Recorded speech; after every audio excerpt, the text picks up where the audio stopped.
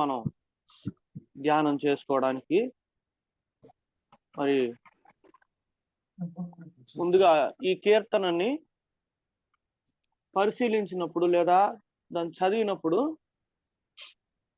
ఒక సగటు విశ్వాసి యొక్క జీవితమే ఎదురు కనబడుతుంది. క్రీస్తును నమ్మినటువంటి ఒక సాధారణమైనటువంటి విశ్వాసి లేదా గట్టి విశ్వాసి, ఏ విధమైన విశ్వాసమైనా కానివ్వండి, ఇశ్రాయేలీ జీవితం మొత్తం ఈ 16 వచనాల్లో రాయబడినట్లుగా నేను గమనించాను. సాధారణమైనటువంటి నేటి క్రైస్తవ జీవితంలో ఉన్నటువంటి ఒక సగటు విశ్వాసి యొక్క జీవితం కూడా అద్దంలో కనబడినట్లుగా ఈ 81వ అధ్యాయం కనబడుతూ ఉంది. ఈ 81వ అధ్యాయాన్ని క్లుప్తంగాను కొంత మరి ముఖ్యమైనటువంటి అంశాలతో ధ్యానం చేసుకోవడానికి మనం ముందుకు కొనసాగుదాం.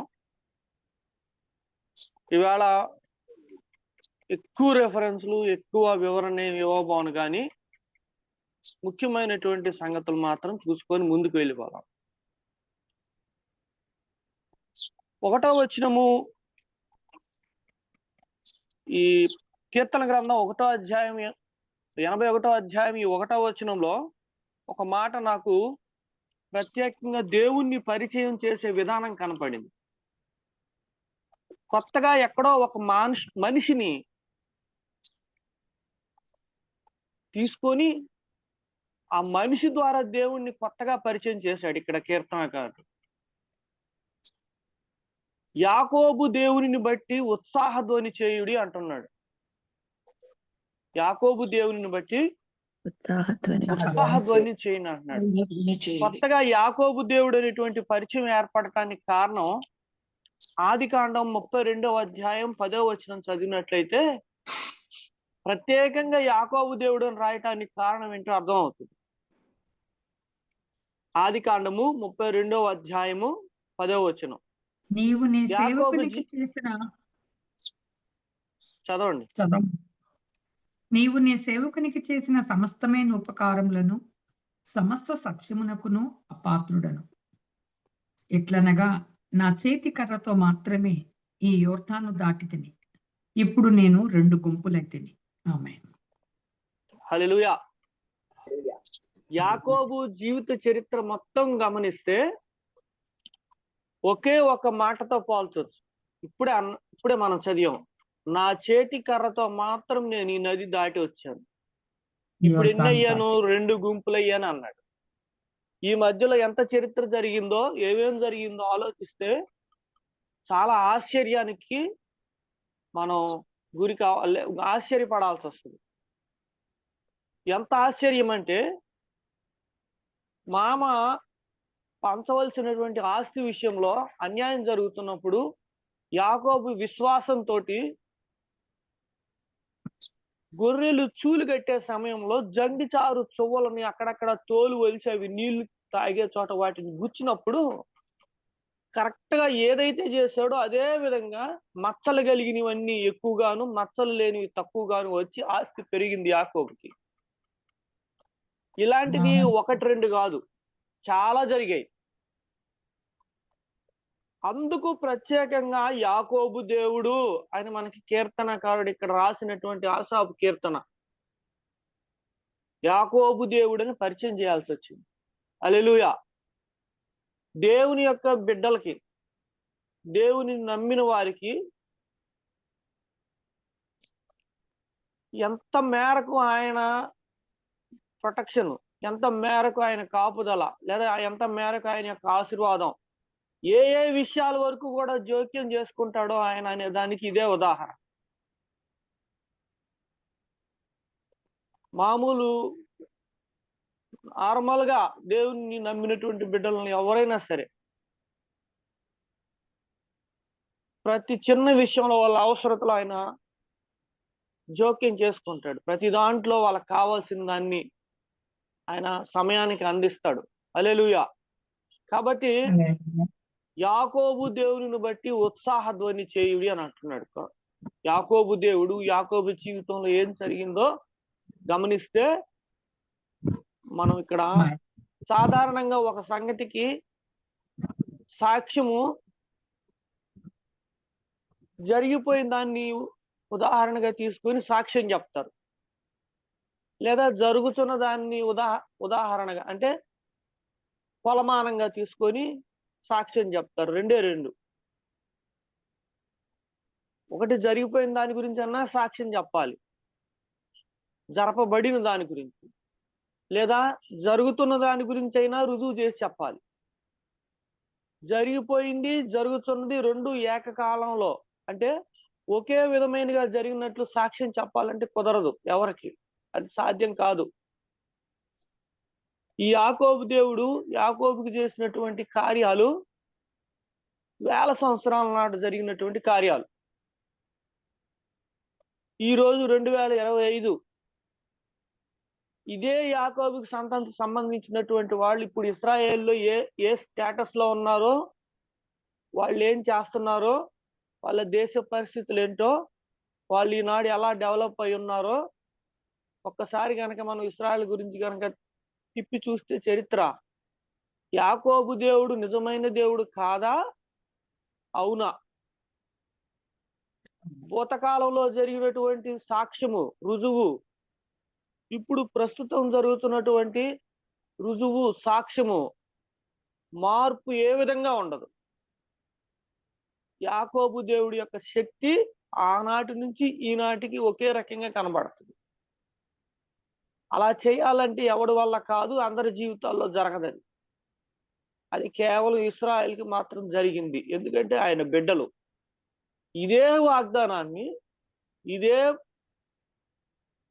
సంగతుల్ని, ఇదే కావలసిన వాటన్నిటినీ యేసుక్రీస్తునందు విశ్వాసం ఉంచినటువంటి ప్రతి బిడ్డకి కూడా జరుగుతుంది. ఇది రూఢి.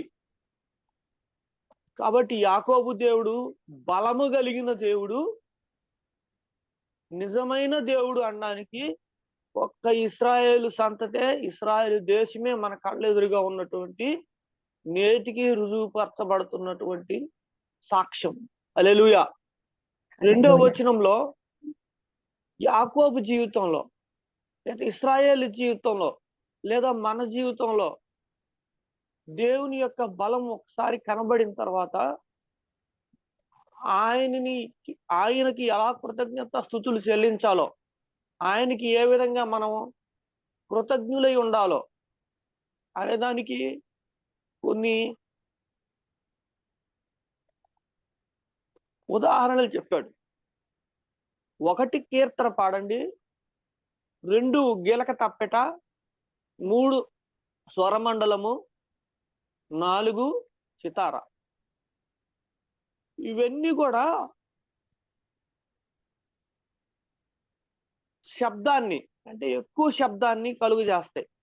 అంటే వినేవారి యొక్క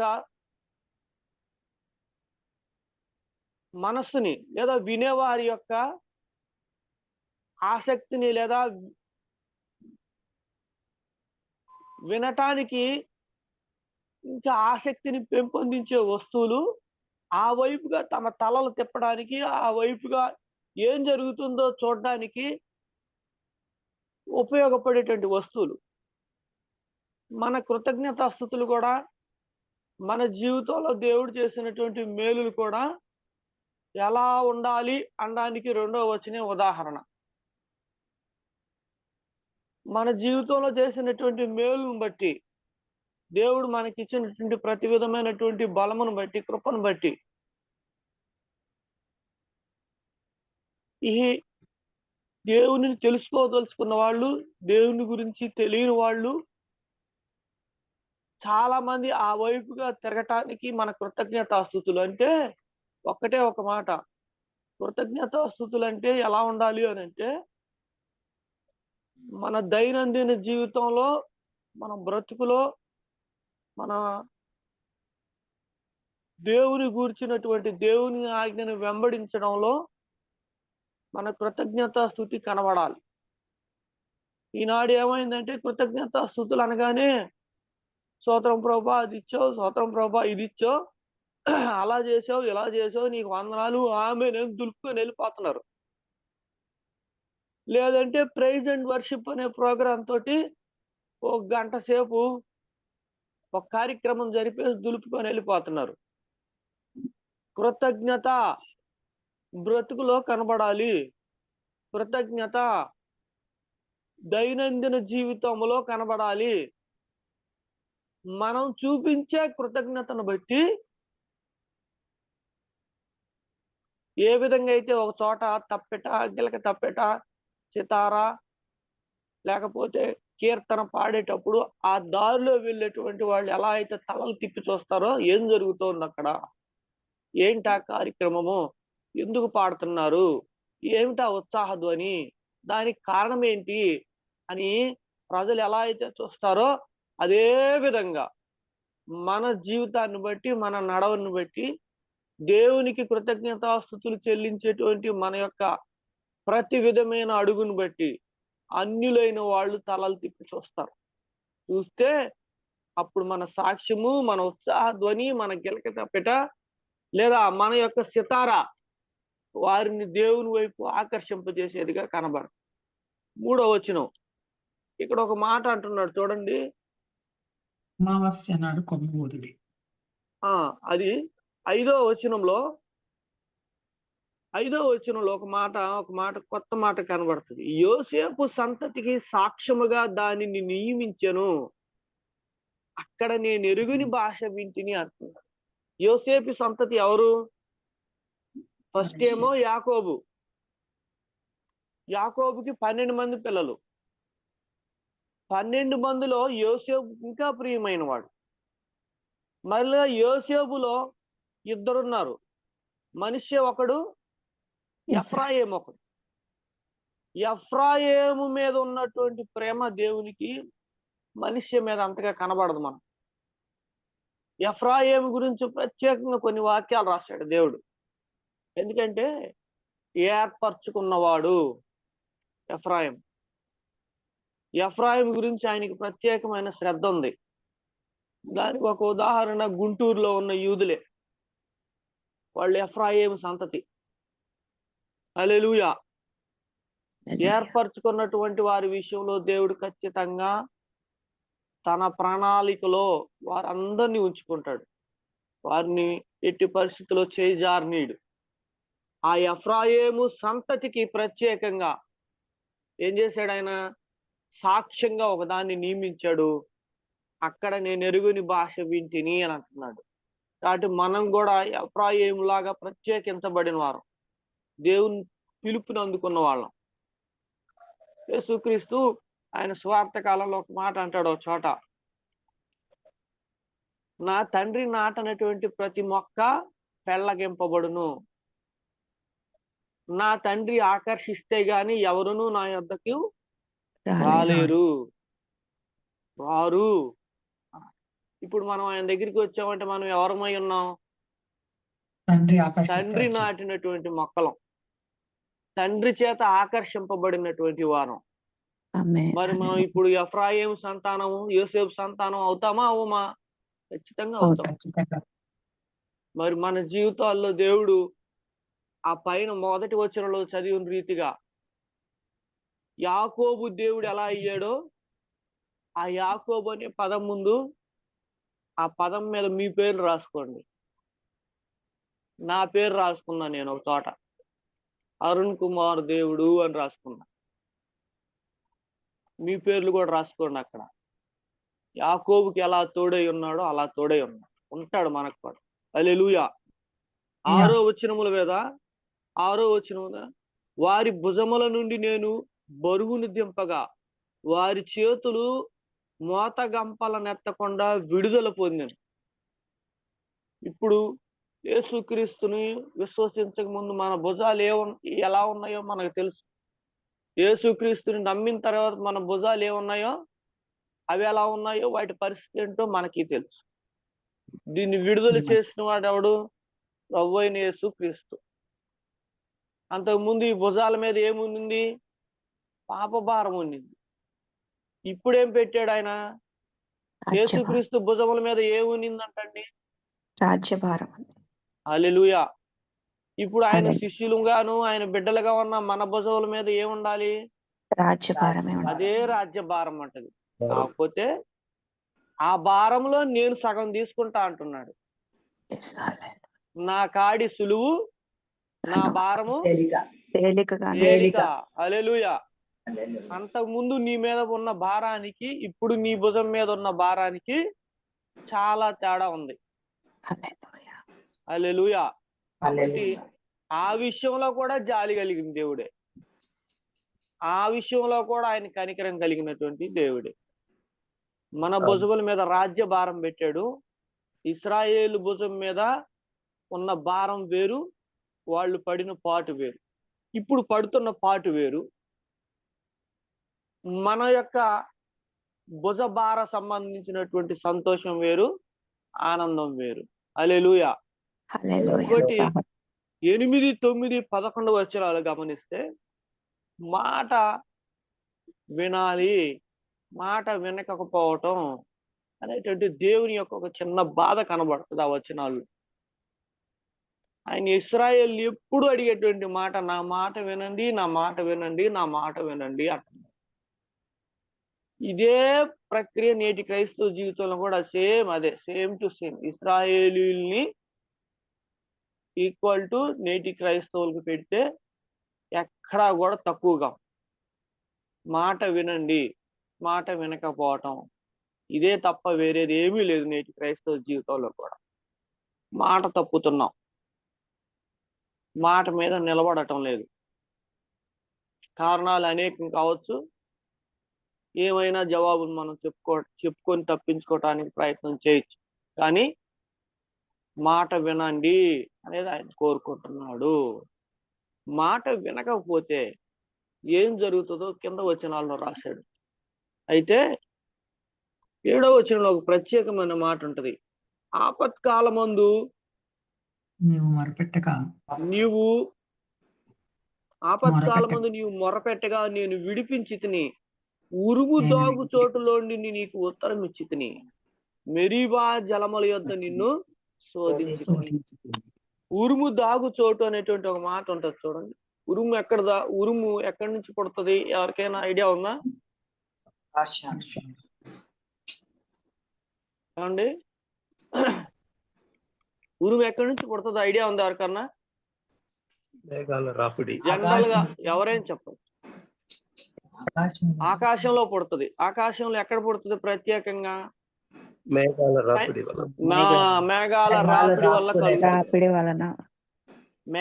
రాపిడి వలన కలుగుతుంది.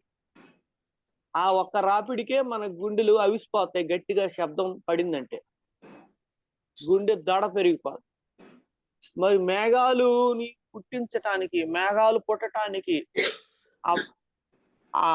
ఏదైతే మొత్తం ఆర్డర్ ఏదైతే ఉందో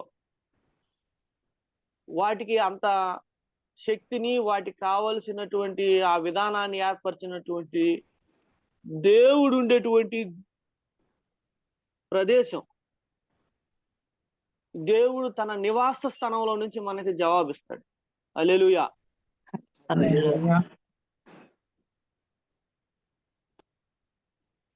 మా నాన్నగారికి 83 సంవత్సరాలు. 75, 77 సంవత్సరాలు అప్పుడు ఒక రోజు ఏదో జరిగింది ఇంట్లో, సీరియస్ డిస్కషన్ తీవ్ర స్థాయిలోకి వెళ్ళింది అమ్మది నాన్నది. ఆ కోపంలో ఎక్కువగా అరిశాడు, బాగా ఇబ్బంది పడ్డాడు.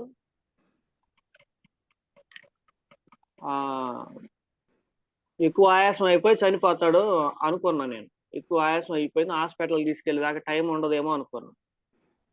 గుండె మీద చేతులు పెట్టి ప్రార్థన చేశాను. ప్రభువా, 2008 నుంచి తిరుగుతున్నాను హాస్పిటల్స్ కి ఈయన్ని వెంబడేసుకొని. నేను తిరగలేను, నా వల్ల కాదు, నాకు ఓపిక లేదు ఇంకా. నీకు ఇష్టమైతే ఉంచు, లేదంటే తీసుకో. ఆయన్ని శ్రమ పెట్టద్దు, నన్ను శ్రమ పెట్టద్దు. దేనికైనా మేము సిద్ధంగా ఉన్నాము. నీకు ఇష్టమైతే స్వస్థపరచు ప్రభువా అని ప్రార్థన చేశాం. ఒక క్షణంనే మనసులోనే. ఆ రోజు ఒక స్వరం వినిపించాడు దేవుడు. ప్రభువా అని నేను అడిగినప్పుడు స్వరం వినబడింది. ఏమన్నాడంటే, నీ తండ్రికి నేను 80 సంవత్సరాల మించిన ఆయుష్ ఇస్తాను అన్నాడు. 80 సంవత్సరాలు మించిన ఆయుష్ నేను ఇస్తాను అని అన్నాడు అంతే. ఈరోజు 83, రేపు జూలైకి 84 వస్తుంది. హల్లెలూయా. ఆయన ఉండే ప్లేస్ ఎక్కడ, నేనెక్కడున్నాను, ఆయన ఎవరు, నేనెవరు, నేనేం అడిగాను, ఆయనేం చెప్తున్నాడు? ఇది ఏమన్నా సాధారణ మనుషుల మధ్య జరిగే సంభాషణేనండి? ఎవడైనా ఒకడు ఈ వాగ్దానం ఇంకొకడికి ఇవ్వగలడా? ఇచ్చి నెరవేర్చగలడా?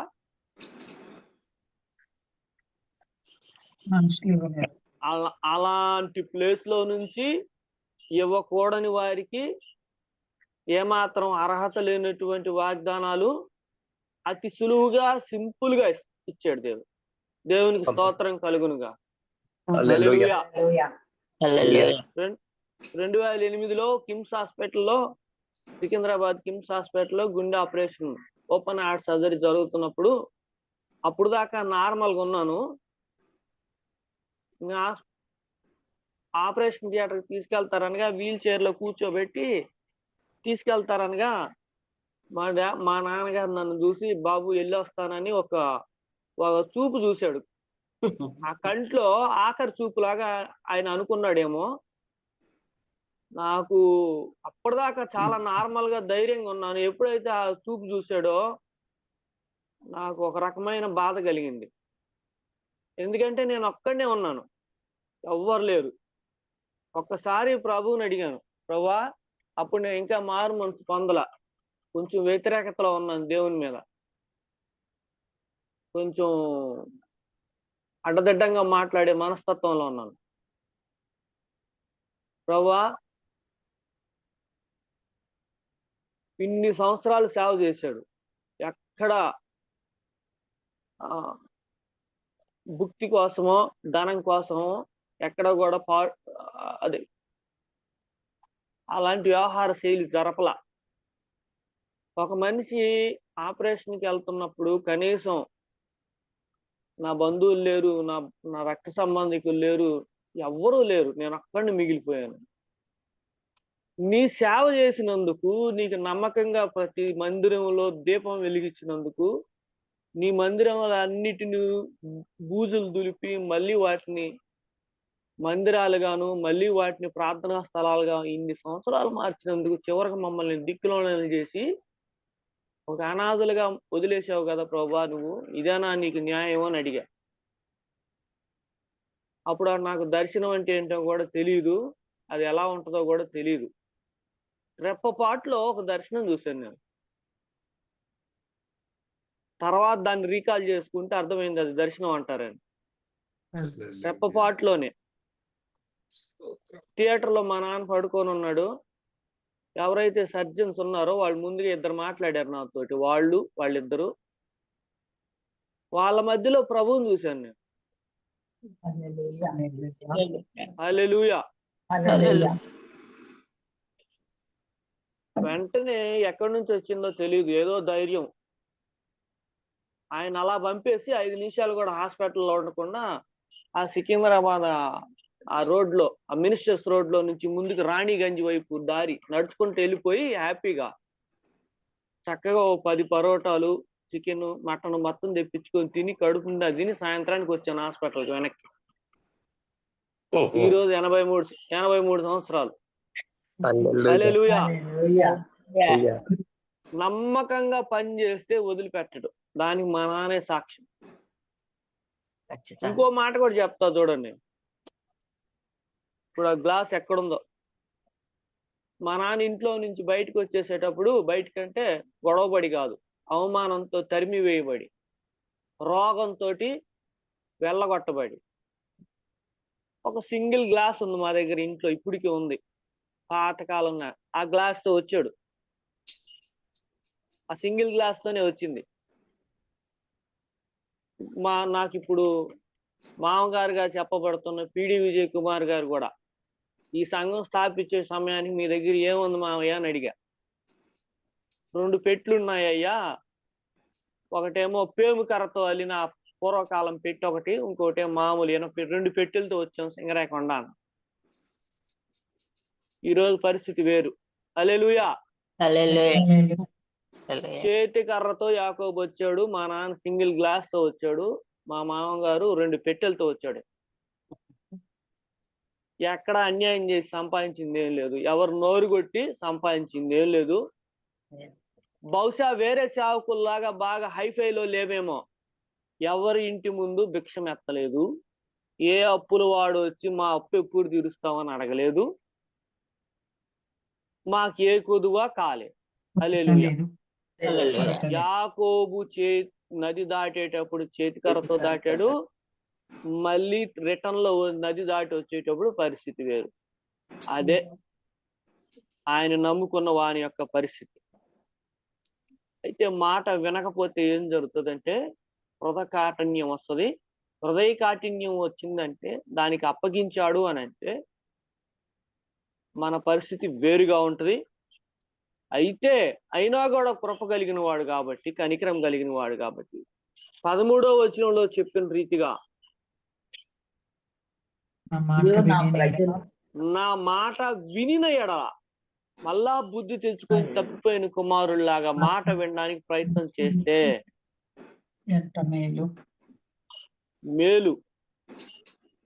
ఆ మేలుల్లో ఎలాంటి మేలు అనేది కూడా ఎంతవరకు చొరవ తీసుకుంటాడనే దానికి కూడా ఇక్కడ రాశాడు చూడండి.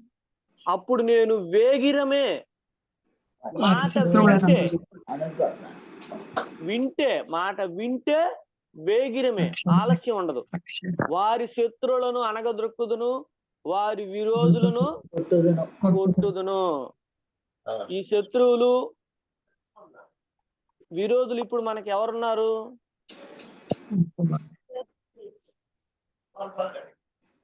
చెప్పగలరండి ఎవరన్నా లాస్ట్ మాట?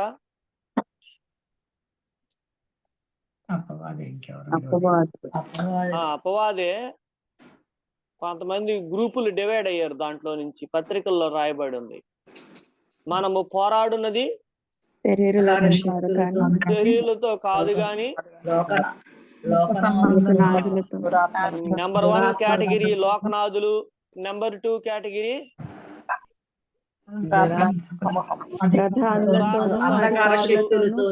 Number 3 category. ఒక్కళ్ళు చెప్పండి అండి, ఒక్కళ్ళు చెప్పండి. ప్రధానులతోనూ అధికారులతోనూ, 2 ప్రస్తుత అంధకార సంబంధులకు లోకనాథులతోనూ, 3 ఆకాశ మండలమందున్న దురాత్మల సమూహములతోనూ 4 పోరాడుతున్నా. హల్లెలూయా. వీటి మీద గెలుపు వచ్చిందంటే లోకాన్ని గెలిచినట్టే మనం. మీరు జయించి ఉన్నారు. హల్లెలూయా. కాబట్టి 15వ వచనం, 16వ వచనం, 14వ వచనం ఎప్పుడైతే వీటి మీద జయం వచ్చిందో ఆటోమేటిక్ గా ఆశీర్వాదం. ఎలాంటి ఆశీర్వాదం అంటే, అతి శ్రేష్టమైన గోధుమలను అనుగ్రహించి నేను వారిని పోషించుదును, కొండ తేనెతో నిన్ను తృప్తిపరచుదును. గోధుమలు అంటే ఆహారం, డైలీ పోషణ, డైలీ ప్రోటీన్. తేనె శక్తివంతమైన ఆహారం. ఇదే తేనె లాంటి దాన్ని, ఇదే పోషణ కలిగిన ఆహారాన్ని ఒకప్పుడు ఒక జాతికి ఇచ్చాడు, అదే మన్నా. ఆ తర్వాత ఒక వ్యక్తికి ఇదిగో దీన్ని తిను అని నోటికి అందిస్తే అతను తిని ఒక మాట అన్నాడు, అది నా నోటికి ఎలా ఉందని చెప్పాడంటే తియ్యగా ఉంది కానీ కడుపుకి చేదైంది. వాక్యాలు కూడా అంతే, జీర్ణం అయ్యేటప్పుడు కాస్త కష్టంగా ఉంటాయి, జీర్ణం అయినాక పరిస్థితి వేరు. దానికి ఉదాహరణ చెప్పమంటారా? మన సుందర్రావు గారే. ఎలా అంటే, సుందర్రావు గారు ఒక్కొక్క వాక్యం చెప్పాడు అనుకోండి, ఆయన అంటే ఆత్మ ద్వారా. నేనేమనుకునేవాడిని అంటే, అనవసరంగా పరిచయం చేసుకున్నావురా బాబు ఈయన్ని, ఈ బాధ ఎక్కడ పడతామో అనుకునేవాడిని. ఒక్కొక్క వాక్యం అంతే, కడుపుకి చేదుగా ఉంటది. ఒక్కొక్క వాక్యం విన్న తర్వాత ఈ మహానుభావుడు అక్కడే పొదిల్లో సిఐగా ఉన్నప్పుడు పరిచయం కాలేదే నాకు, పరిచయం ఏంటి, ఈ పాటి జీవితం ఇంకో రకంగా ఉండేది అనిపిస్తుంది కాదా? ఈ మాట అబద్ధం అనే వాళ్ళు ఎవరన్నా ఉంటే హల్లెలూయా చెప్పండి. మీకు ఎప్పుడు అనిపించలేదు అలాగా? సరే, నాకు అనిపించింది, మీకు అనిపించకపోతే నాకు సంబంధం లేదు. అనవసరంగా పరిచయం ఏం చేసుకున్నాం ఇన్ని అని అనిపించిన రోజులు ఉన్నాయి నాకు. ఈయన అప్పుడే పరిచయం అయితే బాగుండేదే. 2008లో సిఐకి పొదిల్లో ఉన్నప్పుడు విన్నాను ఈయన గురించి. నేను ఏదో ఖైడీ పార్టీ కానిస్టేబుల్ నేనును ఇంకొక అంకుల్ ఒక సెంటర్ లో టీ తాగుతా ఉంటే ఎవడో దొంగోడు గురించి ప్రస్తావన వచ్చింది. వస్తే ఆ కానిస్టేబుల్, ఐడి పార్టీ కానిస్టేబుల్ పేరు కూడా గుర్తుంది, ఎలియాజర్. ఆయన ఏదో మాట్లాడతా ఇప్పుడు ఇబ్బంది ఏం లేదు, కొత్త సిఐ గారు వచ్చారు సుందర్రావు గారు అని అంటే, ఏం బాగా బొక్కుతాడా అన్నాడు వేరే అతను, మా పక్కన ఉన్నాయన. అంటే లేదు ఆయన ప్రభువు నమ్ముకున్నాడు, ఆయన అట్లాంటి ఆయన కాదు అన్న. హల్లెలూయా. ఇప్పుడు మంచి గోధుమలతోటి పోషణ ఎవరికైనా జరగట్లేదేమో చెప్పండి. శ్రేష్టమైనటువంటి తేనెతోటి మీకు పరిపూర్ణ శక్తి. తేనె ఏంటంటే ఒక్క స్పూన్ తాగితే పరిపూర్ణ శక్తి, కావలసినవన్నీ ఇమ్మీడియట్ ఇన్స్టెంట్ ఫుడ్ అన్నమాట. ఎనర్జీ హై స్పీడ్ లెవెల్లో క్రియేట్ చేస్తుంది ఎనర్జీ. మరి ఆ కృపను మనకి ఇచ్చాడంటే దేవుని విషయంలో నిజంగా కృతజ్ఞతాస్తుతులు చెల్లించవలసిన వారమై ఉన్నాము. ఈ వాక్యాన్ని క్లుప్తంగాను నా సాక్ష్యంతోనూ ఎక్కువ రెఫరెన్స్ లేకుండా సాధ్యమైనంత క్లుప్తంగా ముగించాను. ఇదే వాక్యము, ఇదే బలమైన ఆహారం గురించి, ఇదే తేనె లాంటి ఆహారం గురించి యేసు ప్రభు ఒక మాట అన్నాడు, జీవాహారమును ఇటువంటి జీవాహారం ఎవరికి తినిపిస్తాడో, ఇటువంటి శ్రేష్టమైనటువంటి తేనె ఎవరు తాగుతారో శక్తివంతులు అవుతారు, పరిపూర్ణులు అవుతారు. శక్తివంతులైనప్పుడు, పరిపూర్ణులైనప్పుడు ఆటోమేటిక్ గా జరిగేది ఏంటంటే, యేసు ప్రభు ఒక మాట అంటాడు, మీరు లోకమును ఏం చేస్తారంట? జయించి ఉన్నారు. ఒక మాట అంటాడు, అంటే తల్లకిందులు చేస్తారు అనలేదా? అన్నారా లేదండి? తల్లకిందులు చేస్తారు. హల్లెలూయా. అయితే ఈ ఆహారము, ఈ తేనె తీసుకోవాలి అంటే పైన షరతులు వర్తిస్తాయి. మాట వినాల, మాట వినకపోతే ఈ జీవాహారం అందదు. జీవాహారం మనకి ఎప్పుడు లేదో, శ్రేష్టమైనటువంటి బలము కలిగినటువంటి తేనె మనం ఎప్పుడైతే పుచ్చుకోలేకపోయామో మనం బలహీనులు అయితే మన బ్రతుకు బలహీనం, మన సాక్ష్యం బలహీనం, మన కృతజ్ఞతాస్తుతులు బలహీనము, మన యందు దేవుడు కూడా ఆటోమేటిక్ గా బలహీనుడని మనం పరోక్షంగా బయట వాళ్ళకి చెప్తాం. దేవుడి వాక్యము దీవించునుగా. ఆమేన్.